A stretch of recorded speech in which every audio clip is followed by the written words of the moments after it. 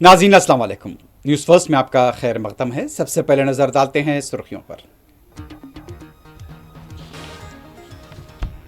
Parliament की कार्रवाई सुबह नहीं चल पाई। एसआईआर और दूसरे मौज़ूआत को लेकर अपोजिशन का एहतजाज बरकरार। कार्रवाई दोपहर 2 बजे तक के लिए मुलतवी।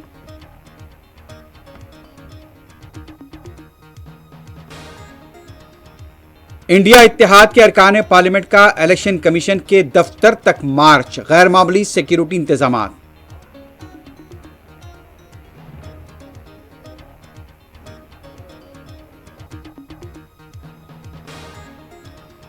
अरकान पार्लियामेंट के लिए रिहायशी अपार्टमेंट का वजीर आजम नरेंद्र मोदी के हाथों इफ्तिताह। अरकान अब काम पर अच्छी तरह तवज्जो मरकूज कर पाएंगे, वजीर आजम पुरुम्मीद।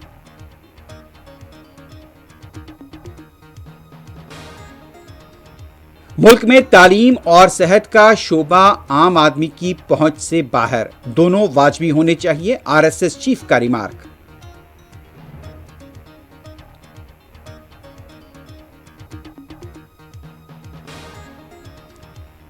गैर कानूनी बेटिंग ऐप के सिलसिले में तेलुगु फिल्म अदाकार राना डगोबटी हैदराबाद ईडी के दफ्तर के रूबरू पेश, पूछताछ जारी।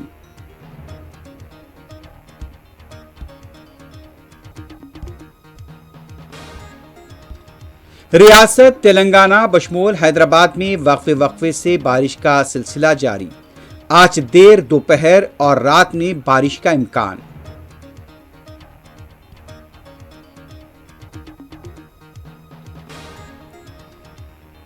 हैदराबाद जू पार्क के पास आरटीसी बस की टक्कर से एक शख्स हलाक।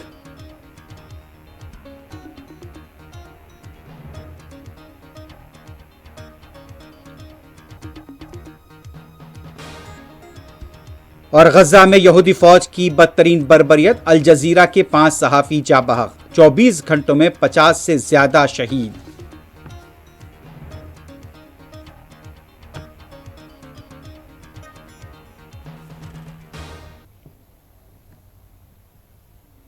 सुर्खियां आपने देखी है, बढ़ते हैं खबरों की तफसील की तरफ। सबसे पहले बात करते हैं पार्लियामेंट की कार्रवाई सुबह नहीं चल पाई। एसआईआर और दूसरे मौजूआत को लेकर अपोजिशन का एहतजाज जारी रहा।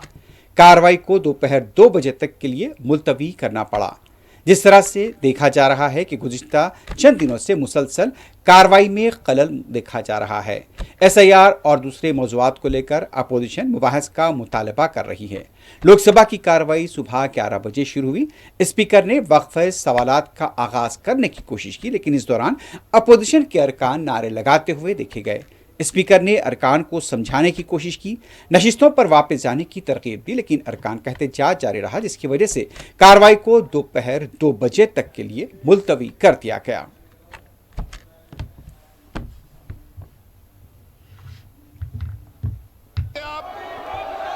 देश की जनता ये सब देख रही है।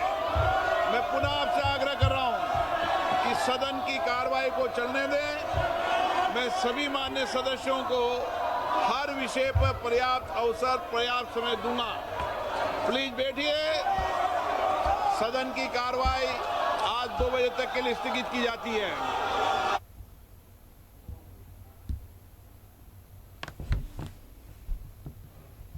दूसरी तरफ राज्यसभा की कार्रवाई भी इजलास के आगाज के 15 मिनट के अंदर दोपहर 2 बजे तक के लिए मुलतवी कर दी गई। नायब सदर नशीन हरिवंश ने ऐवान के वक़ार का हवाला दिया। उनका यह भी कहना था कि कई घंटे अब तक ज़ाय हो चुके हैं, अहम मौज़ूआत पर मुबाहस होने चाहिए, लेकिन ऐवान में शोरगुल को देखते हुए कार्रवाई को दोपहर 2 बजे तक के लिए मुलतवी कर दिया गया।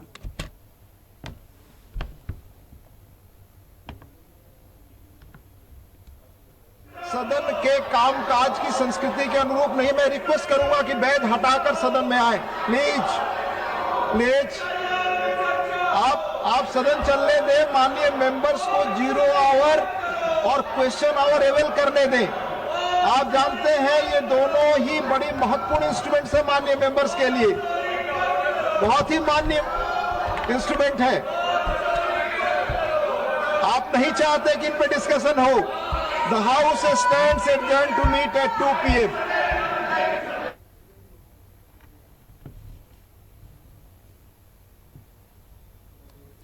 फहरिस्त राय दहिंदगान यानी कि वोटर लिस्ट में मुबैना बेकायदियों को लेकर इंडिया इत्तेहाद की तरफ से आज इलेक्शन कमीशन के दफ्तर तक मार्च किया जा रहा है।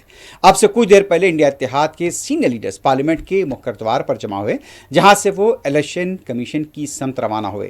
बिहार में SIR, महाराष्ट्र और दूसरी रियासतों में फहरिस्त राय दहिंदगान में बेकायदियों का राहुल गांधी ने इंकशाफ किया था। इसी को लेकर आज ये मार्च किया जा रहा है। वाज़ेह है कि कांग्रेस पार्टी और उसकी इत्तेहादी जमातें मुसलसल ये इल्ज़ाम लगा रही हैं कि इलेक्शन कमीशन बीजेपी के साथ मुबैना तौर पर मुफाहमत कर चुका है।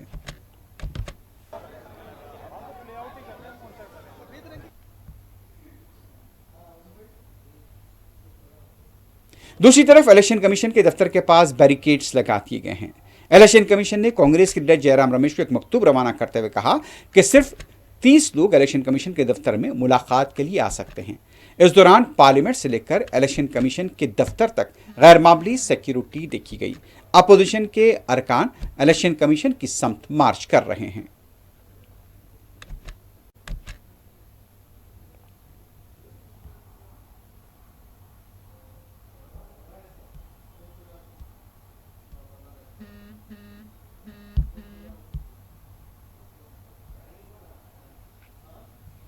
समाजवादी पार्टी के सरबराह अखिलेश यादव ने कहा कि पहली बार इलेक्शन कमीशन पर उंगलियां नहीं उठी हैं। पुलिस के मुलाजमीन आम लिबास में उत्तर प्रदेश में बीजेपी के हक में रायदही कराते हुए देखे गए थे। अखिलेश यादव ने यह भी कहा मिल्कीपुर के ज़मीनी इंतखाब में भी वोटों की लूट हुई है। इलेक्शन कमीशन को इस सिलसिले में वजाहत करनी चाहिए।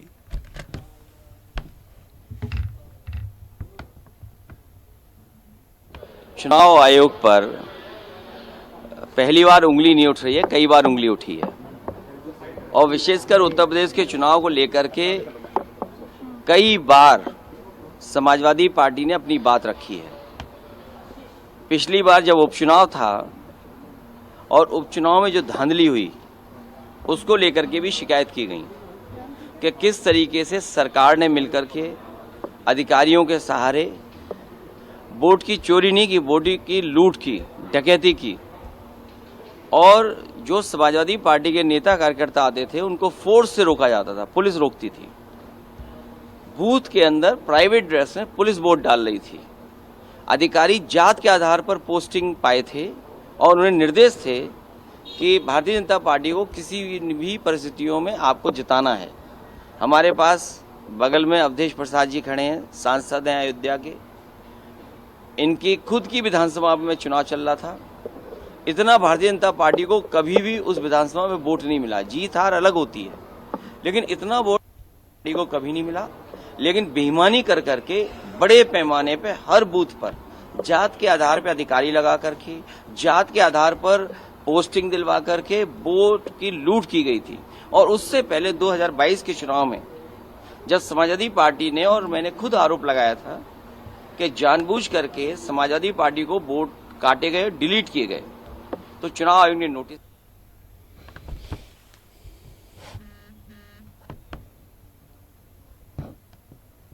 दूसरी तरफ कांग्रेस के लीडर और साबिक क्रिकेट कप्तान मोहम्मद अजहरुद्दीन ने भी कहा है कि इलेक्शन कमीशन पर जो शुबहात हैं इस बारे में उसे जवाब देना चाहिए। दिल्ली में मीडिया से बात करते हुए अजहरुद्दीन ने कहा जो शिकायत सामने आई हैं उन शिकायत पर वजाहत होनी चाहिए। अब बॉल इलेक्शन कमीशन के कोर्ट में है, फैसला उसे लेना है।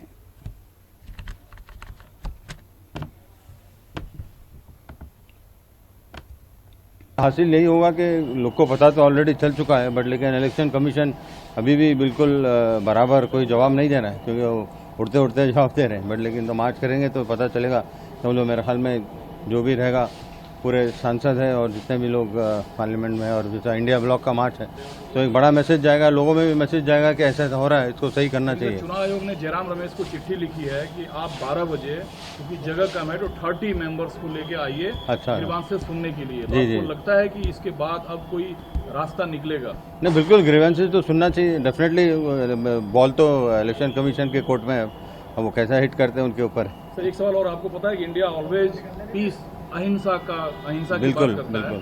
असीम मुनीर कह रहा है कि अगर नई दिल्ली से भारत से पाकिस्तान को खतरा हुआ तो जो पाकिस्तान के पास परमाणु बम है उससे आधी दुनिया खत्म कर देंगे। नहीं, ये सब बेकार बातों में मैं उतना ज़्यादा पढ़ता नहीं हूँ। जो भी अपना अपना पर्सनल जो बोलते हो मुझे पता नहीं, बट हमारी कंट्री बहुत स्ट्रांग है और बिल्कुल सुरक्षित है, उसमें कोई दो राय नहीं है।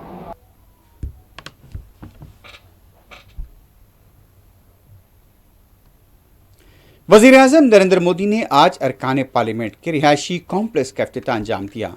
दिल्ली में 4 टावर्स बनाए गए हैं और उन्हें कृष्णा, गोदावरी, कोसी और यहां पर हुगली से मौसूम किया गया है। इस मौके पर अपने खिताब में वज़ीर-ए-आज़म ने कहा, हमारे अरकान पार्लियामेंट को नई रिहाइश गाहों में कोई मसला दरपेश नहीं रहेगा और वो अपने काम पर अच्छी तरह तवज्जो मरकूज कर पाएंगे। वज़ीर-ए-आज़म ने कहा कि इस इमारत में 180 अरकान पार्लियामेंट साथ रहेंगे। पहले किराए की इमारत में हुकूमत पर बोझ हुआ करता था, लेकिन इस इमारत की तामीर से हुकूमत को भी राहत मिलेगी।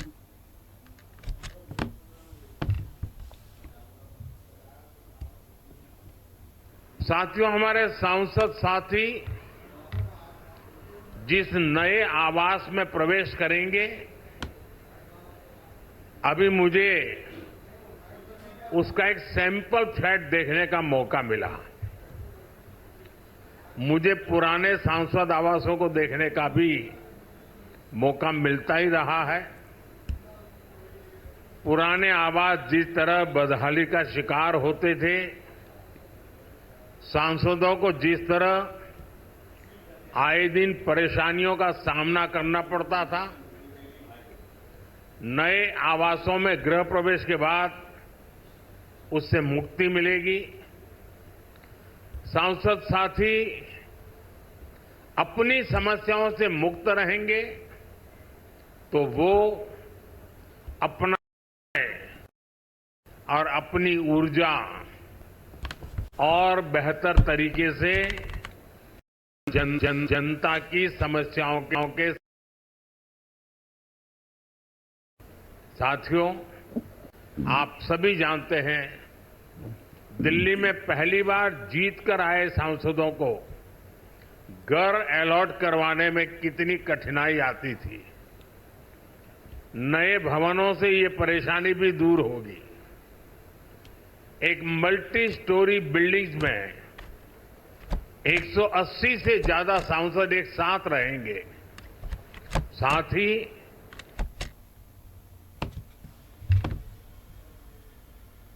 आरएसएस के सरबराह मोहन भागवत ने मुल्क में सेहत और तालीम के शोबे को लेकर फिक्रमंदी का इजहार किया है। एक तकरीब के दौरान मोहन भागवत ने कहा, आज तालीम और सेहत का निज़ाम आम आदमी की पहुंच से बाहर हो चुका है। उनका कहना था कि तालीम और सेहत वाजबी कीमत पर दस्तयाब न होने से आम लोगों को मुश्किलात पेश आ रही हैं। इससे पहले भी मोहन भागवत ने सियासी लीडर्स की उम्र को लेकर बयान दिया था। उनका यह कहना था कि 75 साल की उम्र के बाद सियासी लीडर्स को आराम करना चाहिए।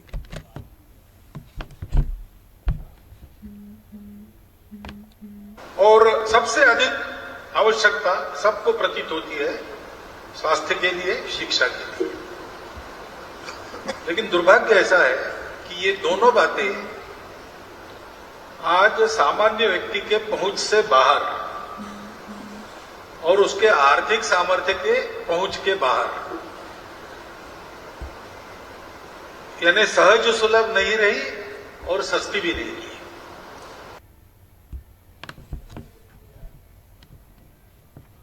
कांग्रेस पार्टी के जनरल सेक्रेटरी व सीनियर लीडर के.सी. वेणुगोपाल ने तिरुवनंतपुरम से दिल्ली एयर इंडिया की परवाज का रुख मोड़े जाने पर सवाल उठाए हैं।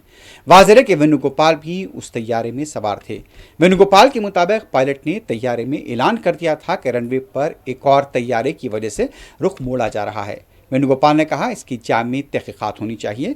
एयर इंडिया की वजाहत झूठ पर मबनी है। I already tweeted brother yesterday. I don't want to, exactly, there should be an inquiry on that issue. Unfortunate incident happened yesterday. This was announced by the pilot only that there was another aircraft is in the runway when we are going to land it. This is announced by pilot, none other than. You know, I spoke to DGC also yesterday night itself. Let them have an inquiry, proper inquiry. Air India came out with a statement. They said that. That's what I am telling. That was a lie. Air India is lying that. It was announced by captain only. And today is a March, sir. Australia के army chief Simon start ने आज दिल्ली में फौजी यादगार शहीदा पर फूल डाले। Australia के army chief Hindustan के दौरे पर आए हुए हैं। हिंदुस्तानी दिफाई ओहदेदारों से भी ऑस्ट्रेलिया के आर्मी चीफ की मुलाकात होने वाली है।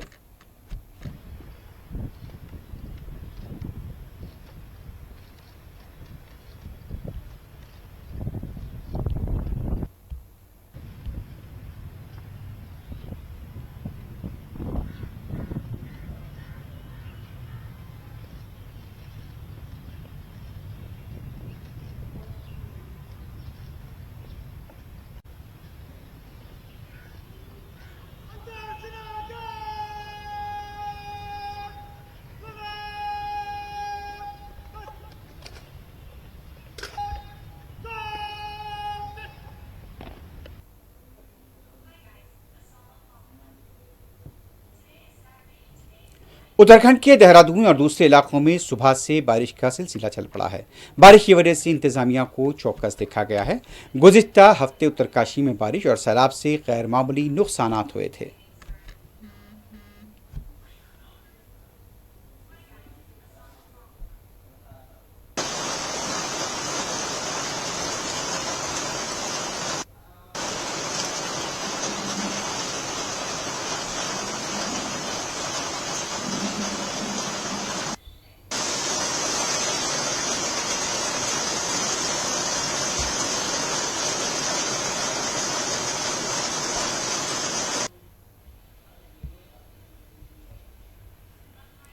इस दौरान उत्तराखंड में देहात में जिस तरह से 5 अगस्त को हुए जमीन खिसकने के वाकयात के सिलसिले में बचाव राहत कार्य के काम जारी हैं। उत्तरकाशी जिले के यहाँ पर उत्तरकाशी जिले के धराली और हरसील गैर मामूली तौर पर मुतासर हुए थे। एनडीआरएफ, एसडीआरएफ के अलावा बचाव की दूसरी टीमें भी ऑपरेशन में हिस्सा ले रही हैं। कई फंसे हुए यात्रियों को भी महफूज मकामात पर मुंतकिल किया जा चुका है।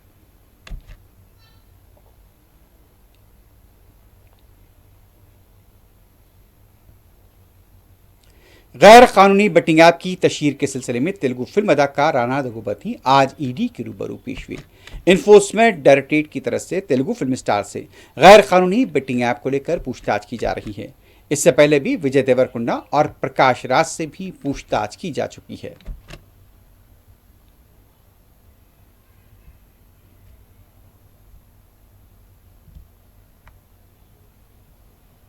रियासत तेलंगाना में वक्फे से बारिश का सिलसिला जारी है।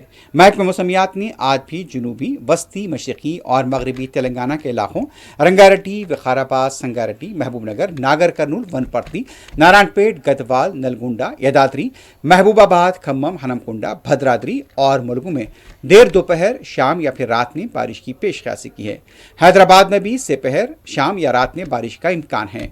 गुज़िश्ता रात भी तेलंगाना के मुख्तलिफ अजला बशमूल हैदराबाद में रात 9 बजे के बाद से बारिश का सिलसिला चल पड़ा था, जो दरमियानी शब तक जारी था। मुसलसल बारिश की वजह से हैदराबाद के कदीम ज़खाराब में पानी की सतह में मुसलसल इजाफा देखा जा रहा है।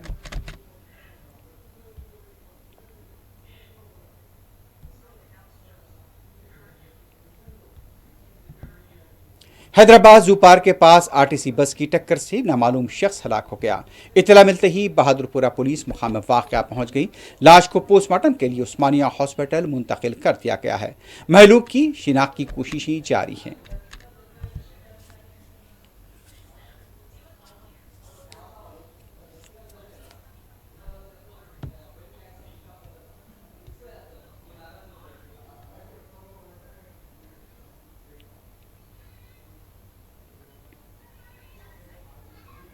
हैदराबाद के काला पत्थर पुलिस स्टेशन हदूद के ताड़बंद चौराहे के पास 28 साल नौजवान पर कातलाना हमला किया गया है। मुतासरा नौजवान की शिनाख्त यासीन की हैसियत से की गई है। इत्तला मिलते ही काला पत्थर पुलिस मुकाम वाक़या पहुंच गई। जख्मी नौजवान को हॉस्पिटल मुंतकिल किया गया। इस सिलसिले में मज़ीद तहक़ीक़ात जारी हैं।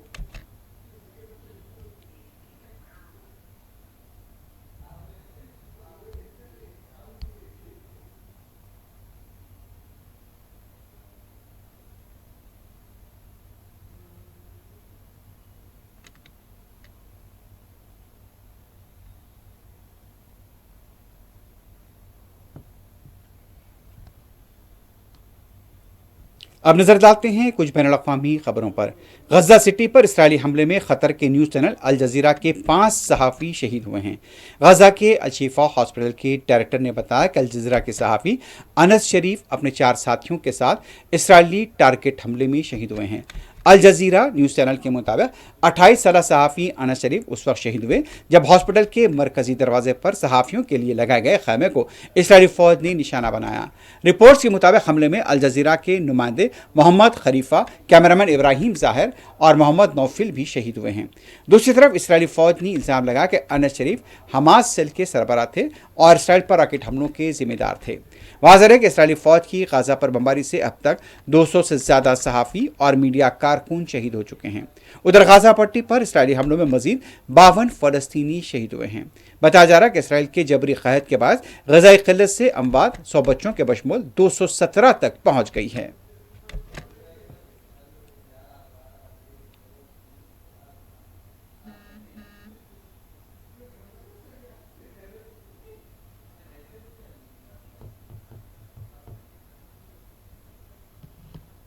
दूसरी तरफ इसराइल के वज़ीर आज़म बिन्यामिन नेतन्याहू ने कहा, हमास के हथियार डालने से इनकार के बाद हमास का खात्मा करने के सिवा कोई चारा नहीं है।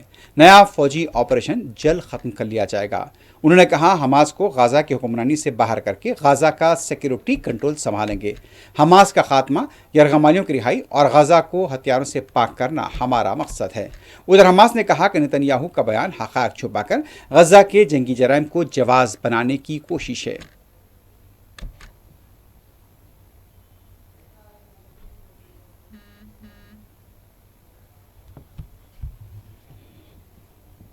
दूसरी तरफ अक़वाम मुत्तहिदा में फ़लस्तीन के मंदूब रियाज़ मंसूर ने कहा, गजा में जंगबंदी के लिए न्यूयॉर्क एलामिया को फौरी तौर पर नाफिज किया जाना चाहिए। उन्होंने शहरी आबादी के तहफ़्फ़ुज़ और अमन के लिए फ़ौजी कार्रवाइयों के खात्मे की ज़रूरत पर जोर दिया। रियाज़ मंसूर ने कहा, फ़लस्तीनी अथॉरिटी गाज़ा पट्टी में हुकूमत और सिक्योरिटी की जिम्मेदारी लेने के लिए तैयार है। दूसरी तरफ अल जज़ीरा के सहाफ़ियों के कत्ल की मज़म्मत करते हुए रियाज़ मंसूर ने कहा कि 100 सहाफ़ियों को भेजा जाए और वहां जाकर पता चलेगा कि इसराइल किस तरह के मज़ालिम ढा रहा है।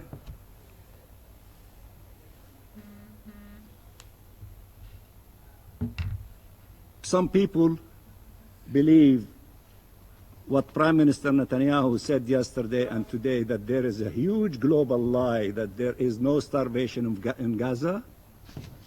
And the two gentlemen from the leadership of the UN is also participating in spreading lies.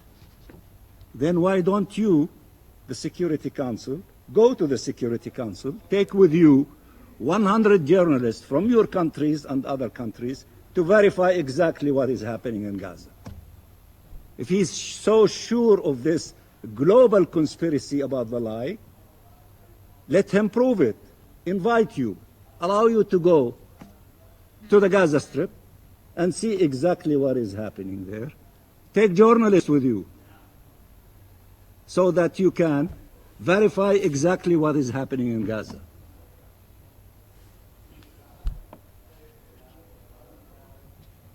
तुर्की के मगरबी सूबे बलकसीर में 6 इशारे शिद्दत के ताकतवर ज़लज़ले की वजह से सनसनी और अफरा तफरी देखी गई।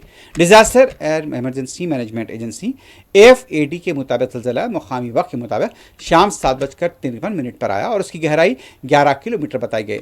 जर्मन रिसर्च सेंटर फॉर जियो यहाँ पर बताया जा रहा है कि फॉर जियो साइंसेस GFZ ने इसकी शिद्दत 6.19 और गहराई 10 किलोमीटर रिकॉर्ड की है। ज़लज़ले का मरकज़ सुंदरगी का इलाका था और इस्तांबुल के बशमूल कई सूबों में ज़लज़ले के झटके महसूस किए गए। वज़ीर आला ने सोशल मीडिया प्लेटफॉर्म X पर इत्तला दी कि AFAD की टीमों ने फौरी तौर पर इस्तांबुल और आसपास के सूबों में मुआयने का काम शुरू कर दिया है। अभी तक किसी बड़े नुकसान या फिर जानी नुकसान को लेकर कोई इत्तला नहीं मिली है।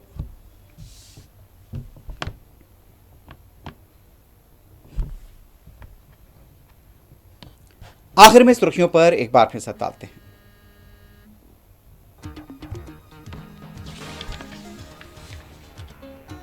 पार्लियामेंट की कार्रवाई सुबह नहीं चल पाई। SIR और दूसरे मौज़ूआत को लेकर अपोजिशन का एहतजाज जारी।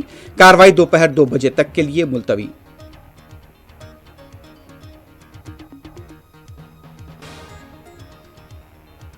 इंडिया इत्तेहाद के अरकान पार्लियामेंट का इलेक्शन कमीशन के दफ्तर तक मार्च, गैर मामूली सिक्योरिटी इंतजाम।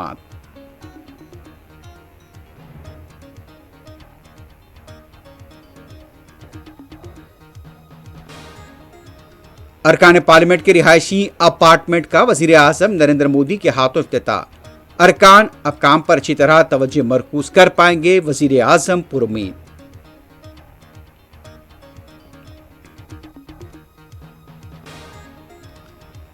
मुल्क में तालीम और सेहत का शोबा आम आदमी की पहुंच से बाहर, कीमत वाजबी होनी चाहिए, आरएसएस चीफ का रिमार्क।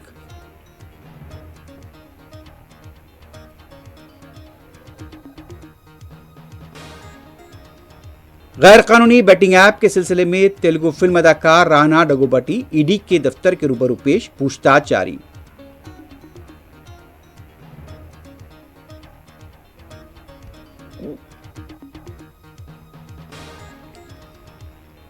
रियासत तेलंगाना में वक्फे से बारिश का सिलसिला जारी, आज देर दोपहर और रात में मजीद बारिश का इम्कान।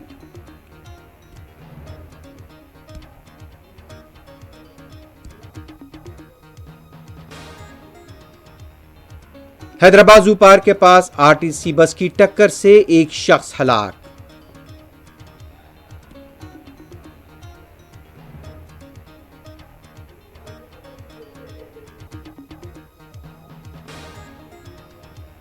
और गजा में यहूदी फौज की बदतरीन बर्बरियत, अल जजीरा के 5 सहाफी जाँ बहक, 24 घंटों में 50 से ज्यादा फलस्तीनी शहीद।